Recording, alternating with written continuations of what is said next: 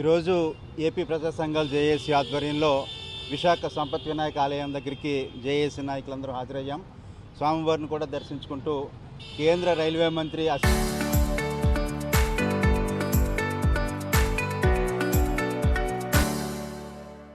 వైష్ణవ్ గారు మనసు మారాలని, విశాఖ కేంద్రంగా సంపూర్ణ రైల్వే జోన్ ఇవ్వాలని చెప్పి కోరుకున్నాం. అదే సందర్భంలో రాజకీయ పార్టీలు రైల్వే జోన్ అంశంలో, కేకే లేని అంశంలో యూటర్న్ తీసుకుంటా ఉన్నాయి. ఇది సమంజసం కాదు. రాజకీయ పార్టీలు లైన్ తప్పుతూ ఉన్నాయి. అందువల్ల దయచేసి కేకే లైన్తో కలిపి ఉన్న రైల్వే జోన్ ఇవ్వాలని చెప్పి మేమంతా కోరుతూ ఉన్నాం. త్వరలోనే సంతకాల సేకరణ కూడా కార్యక్రమం చేపడతాం. దీంతో ఢిల్లీ కూడా వెళ్ళే ప్రయత్నం కూడా చేస్తాం. అన్ని రాజకీయ పార్టీలని కూడా నేను కోరుతా ఉన్నాను, విజ్ఞప్తి చేస్తూ ఉన్నాను. ఉద్యమంలో కలిసి రావాలని చెప్పి నేను కోరుతా ఉన్నాను.